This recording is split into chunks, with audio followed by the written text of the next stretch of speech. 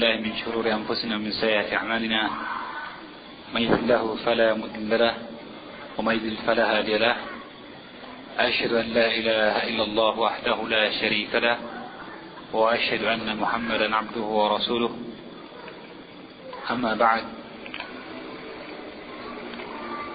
إخواني في الدين rahimani wa rahmatullah. Alhamdulillah kita akan menyelesaikan apa yang tersisa seputar masalah mensolatkan jenazah dari kitab Al-Wajiz fi Fiqh Sunnati wal Kitab Al-Aziz, dan telah kita bahas pada pertemuan yang lalu seputar jumlah takbir dalam salat jenazah, ya, di mana kita dapatkan keterangan-keterangan tentang takbir Nabi sallallahu alaihi wasallam, yaitu takbir 4 dan 5 serta takbir 9. Juga didapatkan keterangan tentang takbir yang lain, yaitu 6 dan 7 dari perbuatan Ali bin Abi Thalib, sahabi jalil yang dihadiri oleh sahabat yang lainnya dan tidak diingkari. Maka keterangan tadi menunjukkan kepada kita bahwa dibolehkan takbir dalam salat jenazah dari 4 sampai 9 takbir. Ya. Ini yang kita bahas pada pertemuan yang lalu, baru seputar takbirnya. Kita akan membahas lebih lanjut. Berkata Syekh Abdul Azim bin Badawi, berkata Syekh, wa yushra'u lahu an yarfa'a yadayhi, dan disyariatkan lahu baginya, bagi siapa? Bagi al-musalli, yushra'u lil musalli, disyariatkan bagi orang yang salat untuk mengangkat kedua tangannya dalam takbir yang pertama. Dan apa hukum takbir ini? Apa hukum mengangkat tangan ketika itu? Apa hukum mengangkat tangan? Ya, ada khilaf di antara para ulama, ya kan? Sebagian berpendapat bahwa dia rukun, seperti pendapat Ibnu Hazm, bahwa dia rukun, dan itu pendapat Ibnu Khuzaimah. Artinya batal salat jika tidak mengangkat tangan ketika takbiratul ihram. Ya.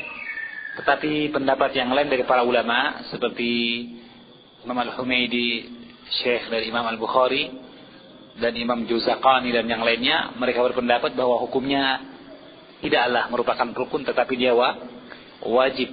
Tapi dia wajib. Mengapa? Karena Nabi senantiasa melakukan perkara tersebut. Ya. Tetapi jumhur ulama, A'immatul Al-Arba'ah, imam yang 4, berpendapat bahwasanya hukumnya sunnah.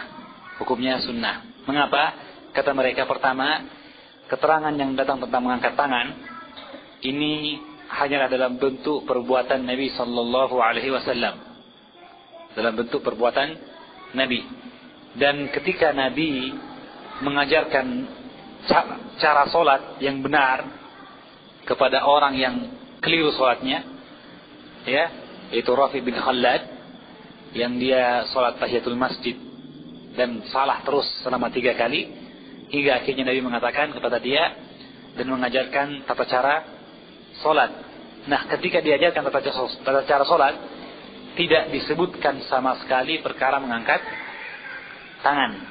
Hanya disebutkan menyempurnakan wudu, kemudian menghadap ke kiblat, kemudian bertakbir, kemudian bertakbir. Dan ini yang dirajihkan oleh para ulama dari pendapat jumhur, bahwa yang benar hukumnya sunnah. Artinya barang siapa tidak mengangkat tangan, maka sholatnya tidak batal. Tidak batal. Adapun dalilnya adalah hadis Abdullah bin Abbas, yang dia khusus seputar masalah mengangkat tangan ketika sholat jenazah.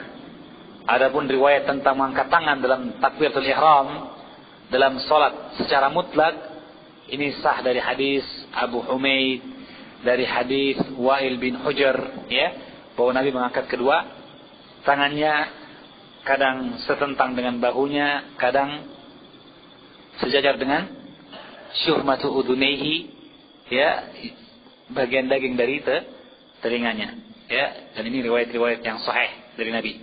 Tapi yang khusus tentang salat jenazah, dia adalah hadis Ibnu Abbas, anna Rasulullah sallallahu alaihi wasallam, bahwasanya Rasulullah sallallahu alaihi wasallam kana yarfa'u yadayhi 'ala al-janazati fi awwal takbirah, bahwa Nabi mengangkat kedua tangannya dalam salat jenazah pada takbir yang pertama.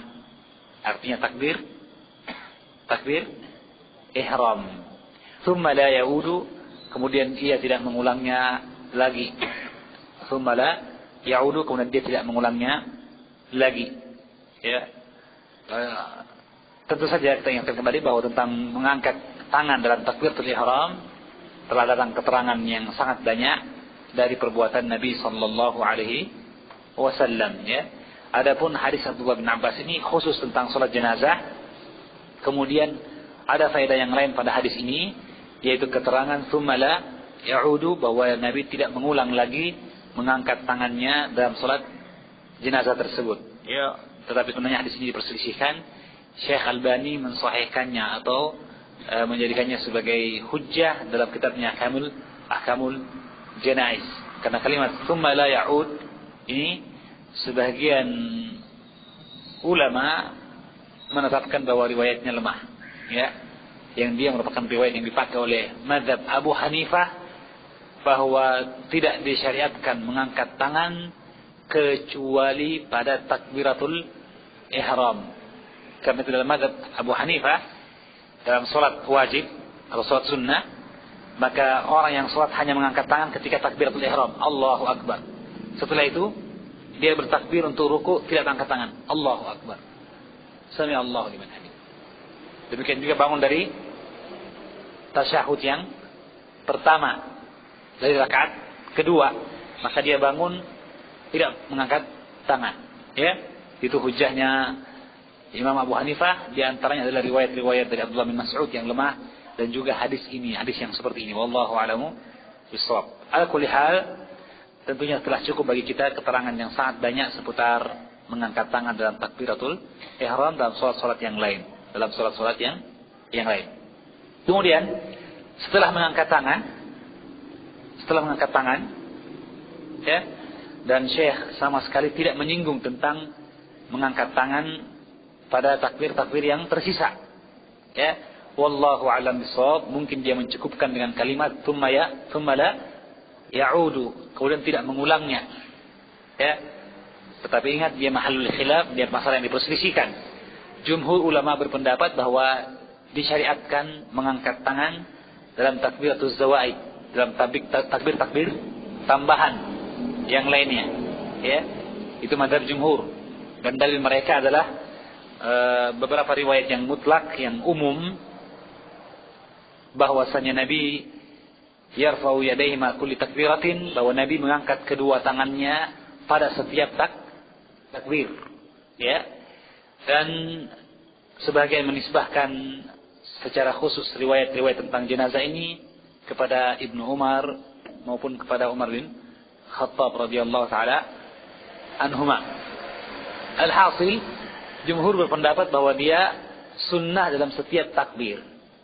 Tetapi pendapat Imam Malik, dan dia pendapat Imam Al-Auza'i, dan yang dirajihkan oleh Syekh Al-Albani, bahwa tidak disyariatkan takbir pada takbir tambahan selain takbiratul ihram. Tidak disyariatkan mengangkat tangan pada takbir-takbir yang lain selain takbiratul ihram. Mengapa? Kata beliau, karena tidak adanya riwayat yang sahih, yang sharih, yang kuat dan tegas menunjukkan disyariatkannya mengangkat tangan dalam takbir-takbir yang lainnya. Ya, wallahu a'lamu bishawab. Dan khairul haji Muhammadin sallallahu alaihi wasallam.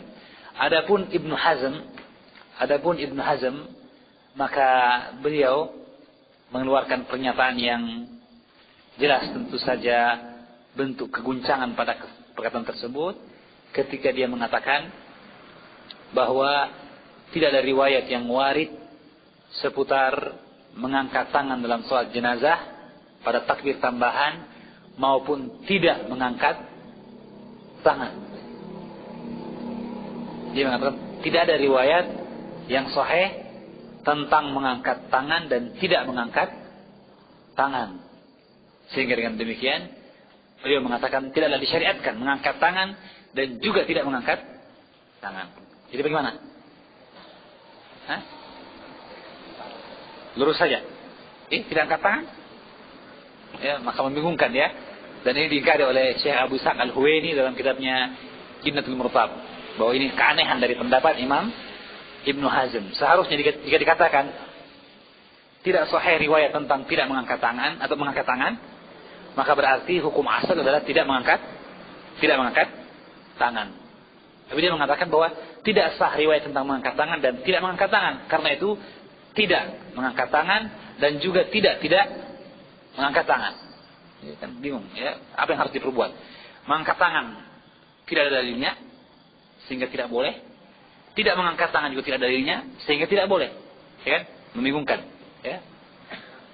Ini tidak. Ya. Jadi ini keanehan dari pendapat Ibnu Hazm, wallahu a'lam bishawab. Jadi wallahu a'lam, sepertinya Syekh mencukupkan dengan kalimat tsumma la ya'ud pada hadis Ibnu Abbas yang mengisyaratkan tidak disyariatkannya mengangkat tangan pada salat jenazah pada takbir-takbir selain takbiratul ihram. Setelah masalah takbir dan mengangkat tangan, maka kita masuk pada gerakan selanjutnya. Kata Syekh, tsumma yad'u yadahu al-yumna ala dhahri kaffihi al-yusra war-rusghi was-sa'idi. Kemudian orang yang sholat tadi meletakkan thumma yada'u, di garis atasnya pada kalimat yada'u, meletakkan. Kata wada'a berarti meletakkan. Ya, karena ada dua riwayat tentang masalah bersedekap. Ya, riwayat Abu Humaid, Malik bin Al-Huwairits dan yang lainnya yang menunjukkan bahwa dia adalah al-wadu', meletakkan. Ya, dan riwayat Wa'il bin Hujr yang dia akhadha bishimalihi, akhadha biyaminihi ala shimalihi, atau qabdha ala shimalihi. Yang kedua adalah qabdu. Jadi ada dua riwayat yang sabit dari perbuatan Nabi dalam sedekap. Pertama meletakkan, yang kedua memeluk, qabdha, memegang lengannya, ya. Dan kata beliau, kemudian orang yang sholat tadi meletakkan tangan kanannya di atas punggung zahri kaffihi. Ini zahru kaff al-yusra, war-ruzgu, ini rusgu, was-sa'id, dan ini sa'id. Ya.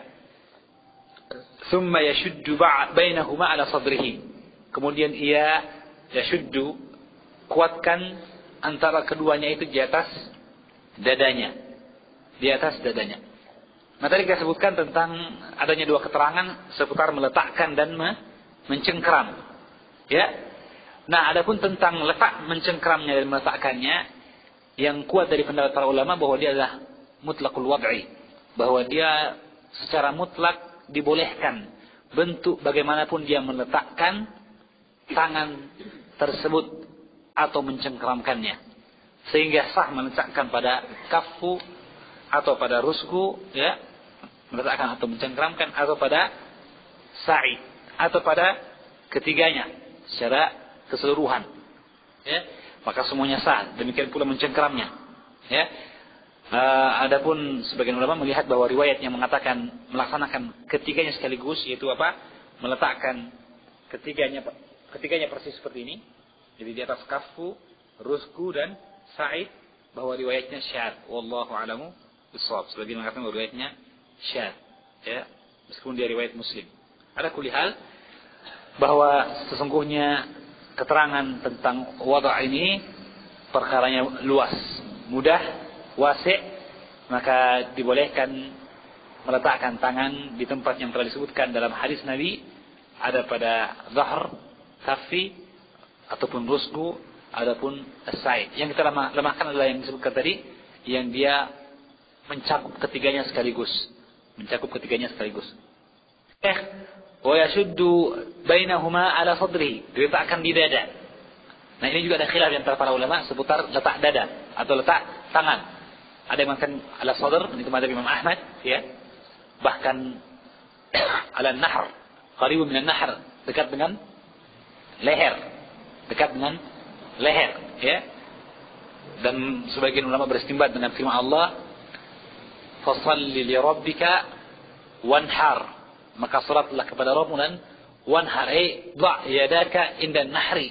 Letakkan tanganmu dha' yadayka ala nahrik. Bahwa letakkanlah kedua tanganmu pada dekat dengan lehermu. Ya, sehingga kita dapatkan sebagian orang berdalil dengan riwayat ini, yang dia riwayat yang mursal, ya. Sebagian mengatakan bahwa dia adalah fawqa surrah atau ala surrah, di atas pusar, atau jadi di atas bagian atas pusar atau di atas pusar, wa fawqa atau tahta surrah, dan di bawah pusar. Dan ini mazhab Imam Abu Hanifah.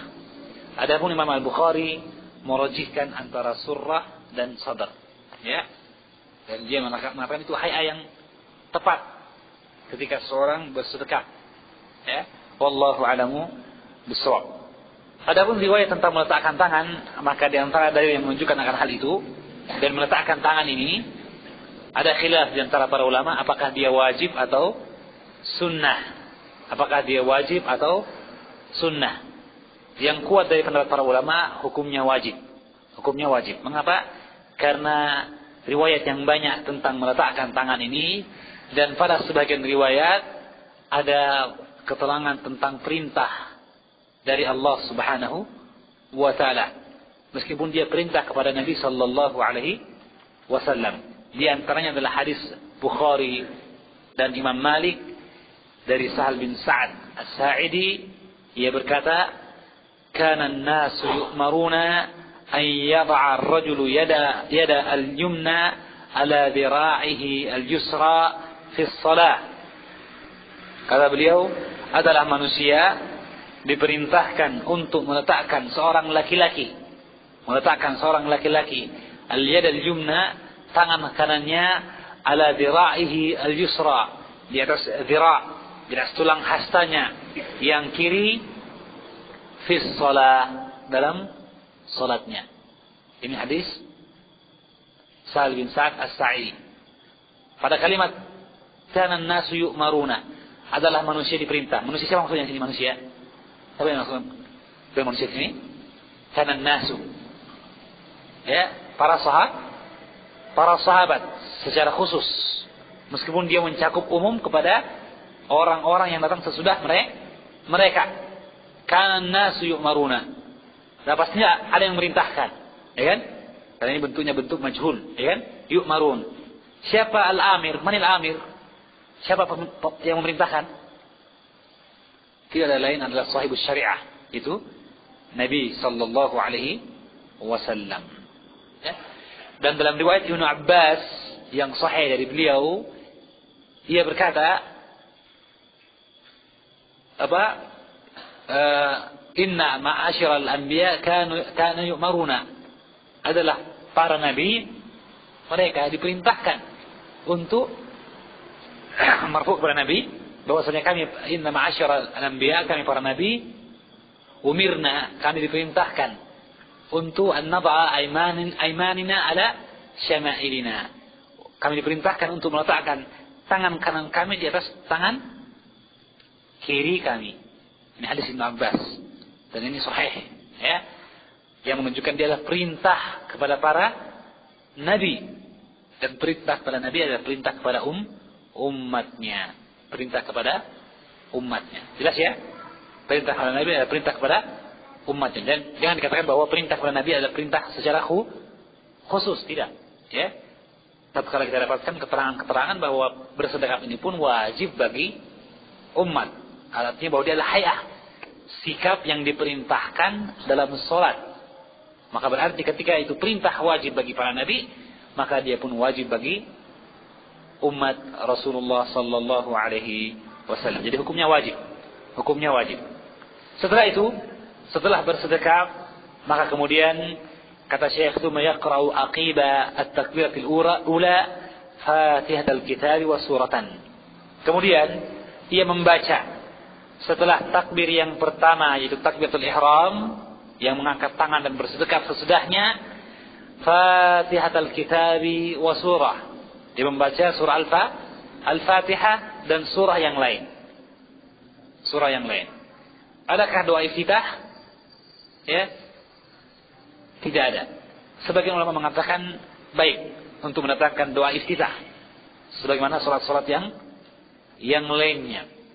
Tetapi wallahu a'lam bishawab, yang lebih dekat dan kuat adalah pendapat yang mengatakan tidak disyaratkan membaca doa iftitah.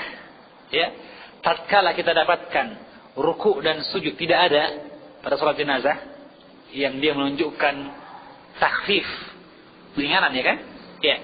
Di samping hikmah yang lain, karena bahwa kita sholat menghadap kepada jenazah, dan Allah melarang atau Nabi melarang, ya Allah melarang kepada Nabinya untuk seorang sujud kepada orang lain. La yang bagi ahadin an yasjuda li ahadin. Tidak boleh seorang pun sujud kepada seorang yang lain, baik dia hidup maupun sudah meninggal, tidak boleh sujud, kan? Ya. Maka tatkala itu dilarang, tidak ada bentuk ruku dan sujud dalam sholat jenazah. Di samping bentuk takhfif tadi, keringanan. Jika ruku dan sujud diringankan, apalagi doa iftitah, ya. Maka doa iftitah tidak dibaca, dan kemudian dibaca langsung surah Al-Fatihah dan surah yang lain, ya. Surah apa saja yang sah dengannya salat tersebut. Dan ingat bahwa apa hukum membaca surah Al-Fatihah? Ya. Apa hukumnya? Salah. Rukun. Ya. Apa hukumnya membaca surah Al-Fatihah? Rukun. Artinya batal salat jika ditinggalkan baik dengan sengaja maupun tidak sengaja. Artinya lupa. Kenapa? Ternyata ada hadis Ubadah bin Samit. Rasul mengatakan, la salata liman lam yaqra bi Fatihatil Kitab. Ya. Maka keterangan juga dari Aisyah ketika dia menjelaskan tentang orang yang tidak membaca Al-Fatihah dalam salatnya, bahwasanya khidaj. Salatnya terputus, ya kan? Maka keterangan menunjukkan kepada kita hukum membaca surah Al-Fatihah rukun dalam salat jenazah, seperti rukun dalam salat-salat yang lainnya. Tentunya ini adalah qaulul rajih, dalam pendapat yang kuat di antara para ulama, yang dia adalah pendapat Imam Syafi'i dan satu riwayat dari Imam Ahmad, dan dia adalah pendapat ahlul hadis, ya. Adapun ma'ruf, kita tahu adanya pendapat yang mengatakan bacaan imam cukup sebagai bacaan bagi makmum dalam salat jahar, ya, bagi dalam mazhab Imam Ahmad dan Imam Malik, dan sebagian mengatakan sudah cukup bacaan imam bagi makmum meskipun salat sir menurut mazhab Imam Abu Hanifah. Tapi yang rajih pendapat Imam Syafi'i dan ahlul hadis bahwa apa? Rukun, ya. Adapun surahnya dia bukanlah rukun, ya. Dan tentang dalil secara khusus, ini secara umum. Adapun dalil secara khusus tentang disyariatkannya membaca Al-Fatihah dan surah adalah keterangan dari Talha bin Abdullah bin Auf. Keterangan dari Talha bin Abdullah bin Auf, riwayat An-Nasa'i, ia berkata, "Shallaitu khalfa Ibni Abbas radhiyallahu anhuma ala janazatin." Aku salat di belakang Abdullah bin Abbas, salat jenazah. Faqara'a bi Fatihatil Kitab wa surah. Maka ia pun membaca surah Al-Fatihah dan surat yang lain. Wa jahara hatta asma'ana, dan ia menjaharkan suaranya hingga ia memperdengarkan kepada kami, menunjukkan bolehnya menjaharkan salat jenazah. Falamma faragha, tatkala beliau telah selesai dari salatnya, akhadtu biyadihi fasa'altuhu, aku pun memegang tangannya dan aku bertanya kepadanya. Faqala, maka ia berkata, innama jahartu lita'lamu annaha sunnatun wa haqqun. Maka Talha bin Abdullah bin Auf memegang tangan Abdullah bin Abbas. Maksudnya apa? Menanyakan mengapa Abdullah bin Abbas menjaharkan suaranya. Maka berkatalah Ibnu Abbas menyebutkan alasan tentang jahar tersebut. Innama jahartu, aku menjaharkan suaraku ini lita'lamu, agar kalian mengetahui anna haqqun wa sunnah, bahwa dia adalah hak, benar, dan bahwa dia sunnah Nabi. Menunjukkan ini marfu kepada Nabi sallallahu alaihi wasallam, bukan sunnah sahabat, dari sunnah Nabi. Ya, artinya thariqah Nabi. Metode Nabi dalam melaksanakan salat jenazah itu membaca surah Al-Fatihah dan surah yang lain. Ya. Kapan dibaca surah Al-Fatihah ini? Ya. Setelah takbiratul ula. Kenapa? Karena itu yang warid, itu yang zahir dari perkataan, aku salat di belakang Ibnu Abbas dan dia membaca Al-Fatihah. Salat pasti dibuka dengan apa? Takbir, ya kan? Pasti dibuka dengan takbir. Seperti hadis Ali bin Abi Thalib, "Tahrimuha at-takbir." Maka pasti dibuka dengan takbir, maka tidak perlu disebutkan takbirnya.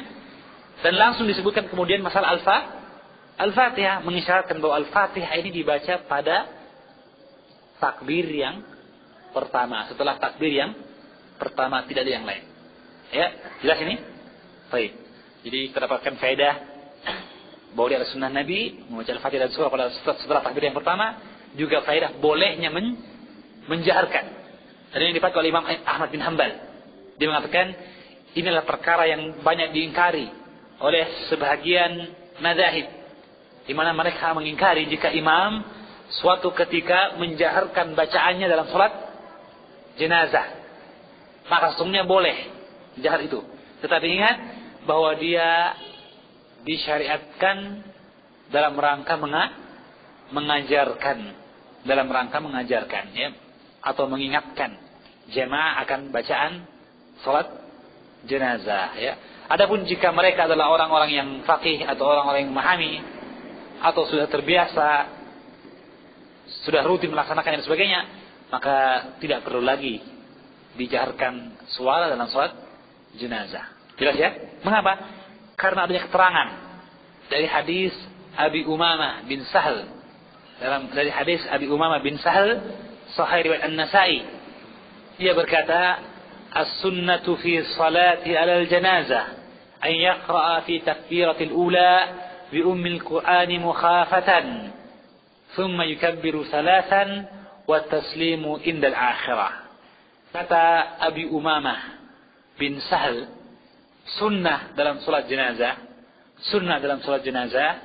bahwa seseorang membaca takbiratul ihram, seorang membaca dalam takbiratul ihram, dalam takbir yang pertama, Al-Fatihah mukhafatatan, ya, itu apa? Dalam bentuk merendahkan suara. Wala tukhafit bihi, wala tajhar bil qaul, apa? Dalam ayat wala tukhafit bihi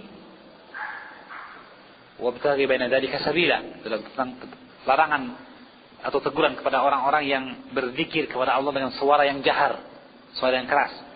Wala tukhafit bihi, gimana? Yang dia ayat yang dibacakan oleh Nabi ketika mendengarkan Umar bin Khattab membaca dalam salat lainnya dengan suara yang keras, sedangkan Abu Bakar As-Siddiq membaca dengan suara yang pelan dan halus. Maka Nabi mengatakan, adapun engkau wahai Abu Bakar, tinggikan suaramu, adapun engkau wahai Umar, rendahkan suaramu. Nabi membacakan ayat ini. Gimana? Wala tukhafit bihi. Dan jangan wala tajhar bi salatika wala tukhafit bihi. Astagfirullah, saya agak kurang hafal ayatnya. Ala kulli hal, bahwa mukhafatah artinya apa? Al-khifah artinya sir, ya. Tsumma yakbiru salatan, kemudian beliau membaca takbir 3 kali, dan salam indal akhirah, pada takbir yang terakhir, setelah takbir yang terakhir, ya. Ini perkara yang kita dapatkan dalam hadis riwayat An-Nasai. Setelah diketahui, maka tadi takbir pertama membaca Al-Fatihah dan surah, thumma yukabbiru takbiratan tsaniyah, kemudian ia bertakbir dengan takbir yang kedua, wa yusalli 'alan nabi, dan kemudian bersalawat bagi Nabi. Seperti yang disebutkan dalam hadis Sahal Abi Umar bin Sahal tadi,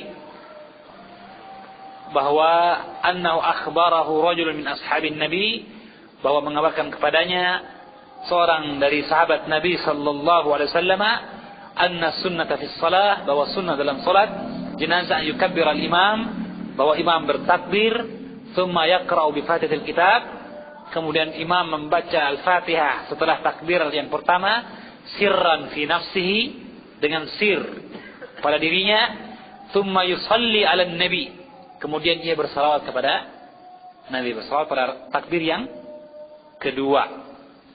Fa'a lil janazati fi takbirat ats-tsalati, dan kemudian ia mengikhlaskan doanya dalam takbir yang ketiga, dalam 3 takbir yang berikutnya.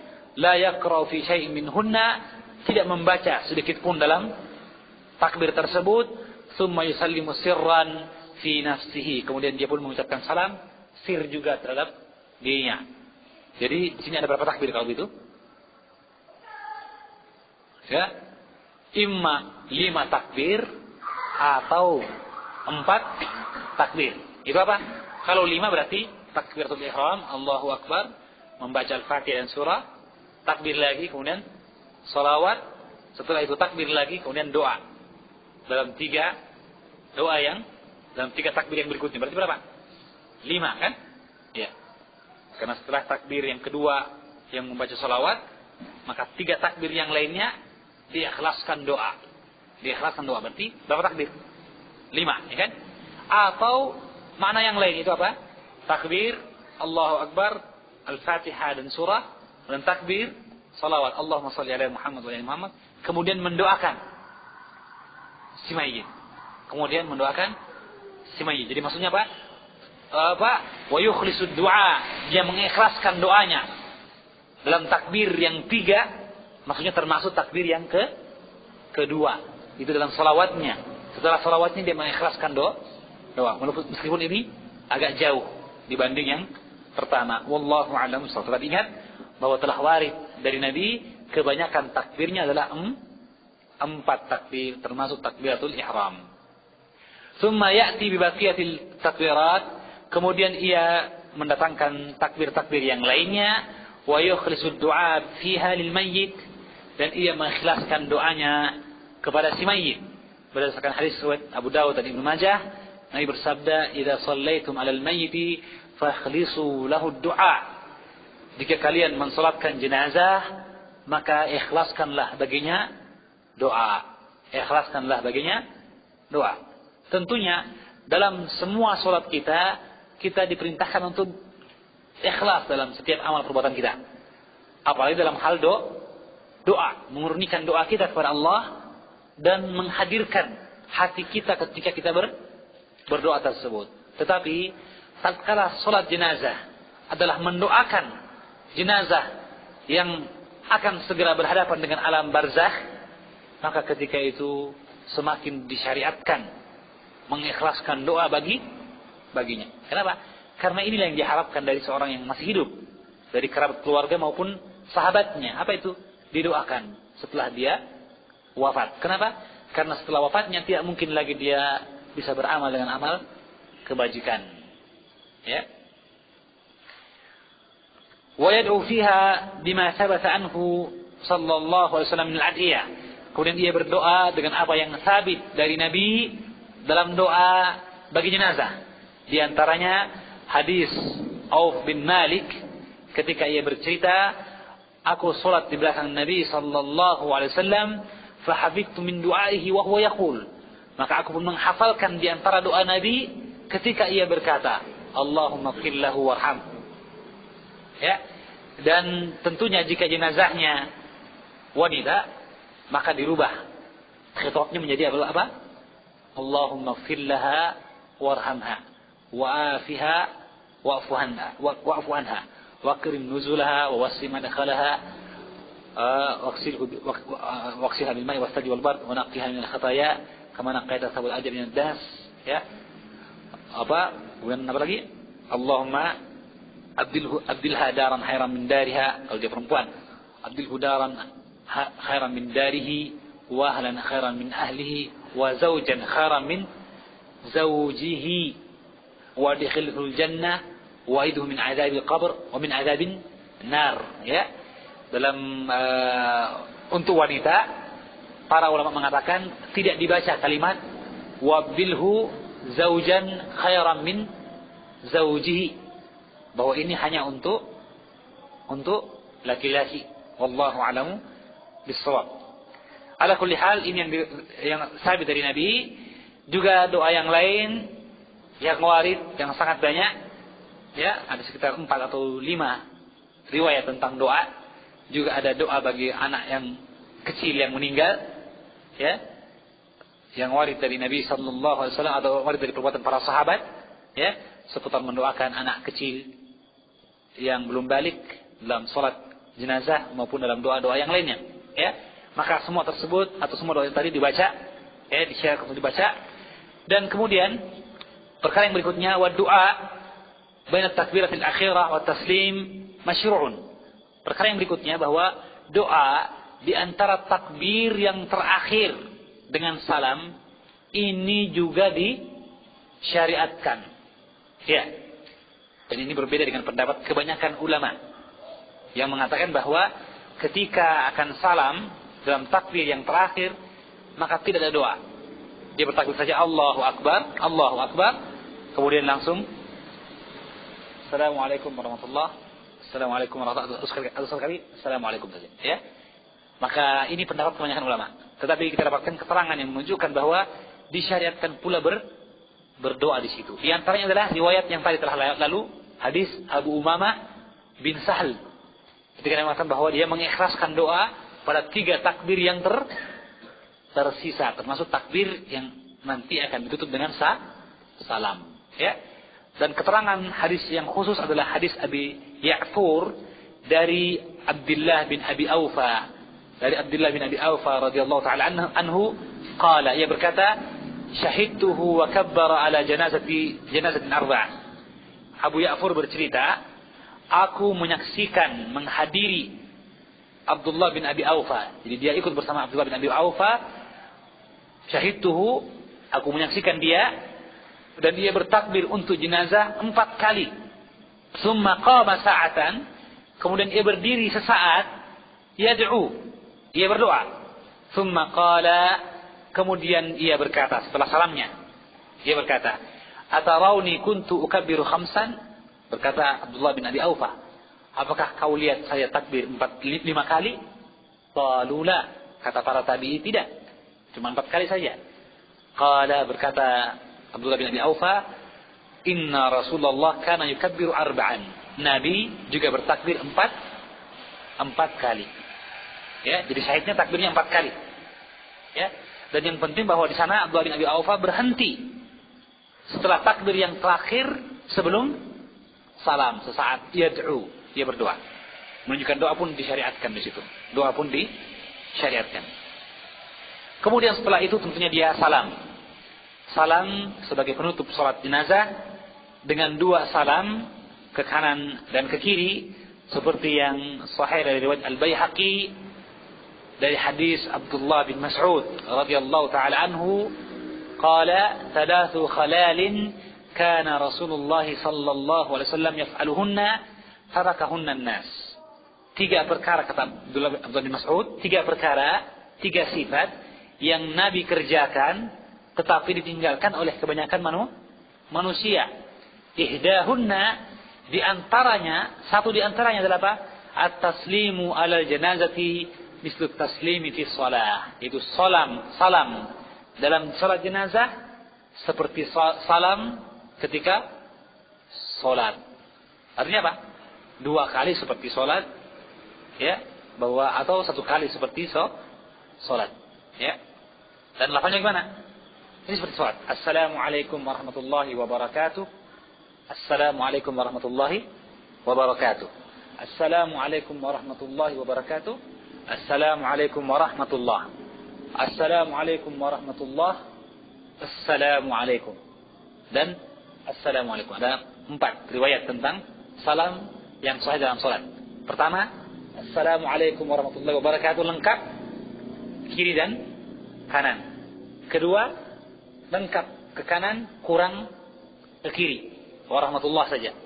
Yang ketiga, kurang di kiri, hanya sampai warahmatullah, ke kanan, kurang ke kanan, warahmatullah saja, dan ke kirinya lebih kurang lagi. Itu Assalamualaikum. Dan yang terakhir, Assalamualaikum. 1 kali saja. Ya, itu yang warid dalam salat Nabi, seperti dalam salat Nabi. Setelah kita bahas dahulu. Ya. Baik.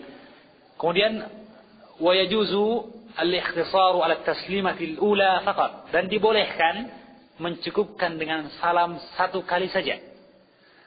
Seperti dalam Al-Hakim dan Baihaqi dari hadis Abu Hurairah, anna Rasulullah sallallahu alaihi wasallam shalla ala janazatin fakabbara 'alaiha arba'an wa sallama taslimatan wahidah. Dari Al-Hakim dan Baihaqi, Abu Hurairah bercerita bahwa Nabi salat kepada suatu jenazah, maka dia bertakbir 4 kali. Maka dia pun kemudian salam 1 salam saja. Menunjukkan salam 1 kali juga sah. Ya. Dan salam 2 kali juga boleh. Dua-duanya warid dari Nabi dengan bentuk-bentuk yang telah disebutkan tadi. Wallahu a'lam bishawab. Sampai di sini pembahasan tentang masalah salat jenazah. Mudah-mudahan kita dengan ini semakin mengetahui tentang tata cara pelaksanaan salat jenazah, sehingga tentunya kita ketika melaksanakan salat jenazah tidak lagi ada keraguan dan kebimbangan seputar bahagian-bahagian yang akan kita laksanakan dalam sholat jenazah, sehingga dengan demikian kita hanya berfikir dan berkonsentrasi dalam doa kita kepada jenazah. Tidak lagi berfikir, sebentar ini baca apa lagi, ya, atau apa lagi, tidak, ya. Kita sudah punya gambaran tentang sholat jenazah, sehingga yang kita pikirkan adalah apa? Bagaimana kita mengikhlaskan doa kita kepada jenazah. Sekali lagi, yang diharapkan oleh jenazah adalah doa kita. Doa kita. Wallahu a'lam bishawab. Mudah-mudahan ini bermanfaat. Ya. Tidak disebutkan tentang masalah dilepaskannya tangan. Yang jelas bahwa ketika salam telah selesai, maka ketika itu telah selesai pula salat. Tentunya warid seperti khilaf seputar masalah salam dan isyarat. Ya. Kapan isyarat ditutup? Apakah isyarat ditutup setelah isyarat begini ditutup ketika kita salam, Assalamualaikum, Assalamualaikum, atau salam terus, Assalamualaikum warahmatullahi, Assalamualaikum warahmatullahi, baru ditutup, ya? Maka seputar itu pula pembicaraan dalam masalah ini. Wallahu a'lam bishawab. Yang jelas jangan sampai ketika menurunkan menggerakkan tangan seperti ini, ya. Kenapa? Karena ada hadis riwayat Muslim yang melarang dari perbuatan seperti itu. Ya, ketika Nabi melihat para sahabatnya menggerakkan tangannya setelah salam ketika sholat, Nabi mengatakan, mali arakum tarfa'una aydikum ka'aznabi khairis syumush. Mengapa kalian, aku lihat mengangkat tangan kalian seperti ekor seperti buntut kuda yang kepanasan. Ya. Kuda kalau kepanasan maka ekornya bergerak-gerak, ya. Maka Nabi melarang hal itu. Ya, yang dia kebanyakan masih dilakukan oleh sebagian kaum muslimin ketika dia salam dari sholat wajib. Assalamualaikum warahmatullahi wabarakatuh. Ya, padahal dilarang. Maka demikian pula ketika kita sholat jenazah, jangan sampai begini, ya. Tapi ya kalau turun begini nggak apa-apa, kalah tadi. Al-amru fi wasi', tidak ada masalah dalam hal ini. Wallahu a'lam bishawab. Baik. Ya. Riwayat salam 1 kali lemah.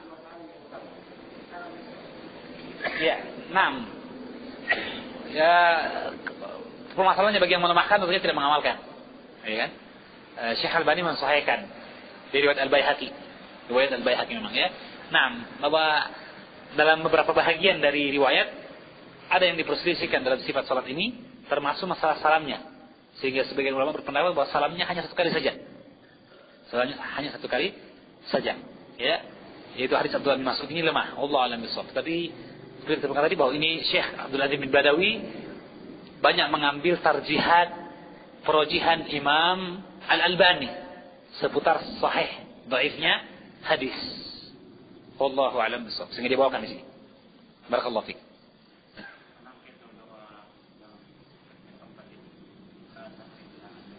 Sahih, riwayatnya sahih. Tapi apakah itu yang dibaca? Tidak. Boleh jadi antum membaca pada takbir yang keempat doa sebaliknya. Allahumma ighfir lahu warhamhu. Adapun setelah doa selawat takbir, maka antum boleh baca Allahumma la tuharrimna ajrahu wa la taftinna ba'dahu.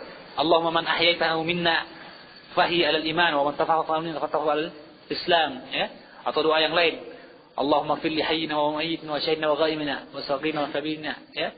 Maka tidak jadi masalah, tidak ada tertib, tidak ada urutan yang perlu kita atur sedemikian rupa dalam salat jenazah tentu saja. Cuman memang semakin banyak lafalnya, semakin kuat maknanya, semakin baik bagi jenazah.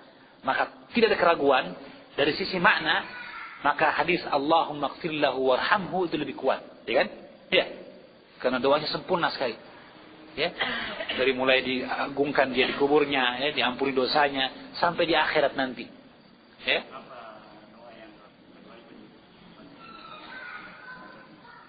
Tidak mengapa diulang. Jadi pertanyaannya, apakah boleh berarti kita mengulang doa tersebut berkali-kali? Tidak jadi masalah. Ingat bahwa doa dalam salat ini cuma berapa saja, ya? Kalau tidak 3, 4 saja atau 5. Paling terjadi perbedaan lafaz saja. Nah, kalau dilaksanakan, dipraktekkan takbir Nabi kepada Hamzah yang 9 takbir, kita kehabisan stok doa jadinya, ya kan? Padahal tidak, ya. Dan ingat bahwa boleh juga seseorang mendoakan dengan doa-doa yang lain yang tidak warid dari Nabi jika dia tidak menghafalnya. Ala qadri wus'ihi. Ingat, ya? Dan ini fakta dari Syekh Ibnu Utsaimin. Jika seseorang ikut salat jenazah, ya, tapi tidak hafal atau belum sempat murajaah hafalan salat jenazah karena jarang dipakai kan? Iya. Jadi pas mau dilaksanakan baru menghafal lagi, ya kan? Tidak sempat, waktu kepepet. Maka jangan dia kemudian mundur dari salat. Saya tidak mau salat. Kenapa? Belum murajaah. Jangan, ya. Orang yang jenazah tadi sedang mengharapkan doa kita, ya kan? Maka kalau begitu, ikut dan bergabunglah bersama jamaah dan berdoalah semampu kita meskipun dengan bahasa Indonesia. Ya Allah, ampunilah dia, maafkanlah dia, mudahkanlah rezekinya, bukan ya? Akrim nuzulahu, ya, muliakanlah turunnya ada di kuburnya, ya, dan sebagainya. Ya. Maka antum mungkin hafal sebagian dari doa-doanya dan terjemahannya, tapi kalimatnya persisnya kurang hafal, ya. Maka antum doa semampunya. Yang penting ikhlaskan di niat. Kenapa? Karena sesungguhnya Allah Subhanahu wa taala Maha tahu akan apa yang dibaca oleh hambanya. Manakala dia tidak mampu.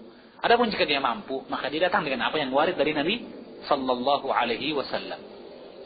Ya, jika dalam takbiratul ihram para ulama mengatakan jika seorang tidak bisa menghafalkan takbiratul ihram, tidak tahu dan dia hendak melaksanakan salat, maka sah dia mengucapkan bentuk pengagungan kepada Allah dengan lafaz apapun meskipun dengan bahasanya sendiri, bahasa ibunya.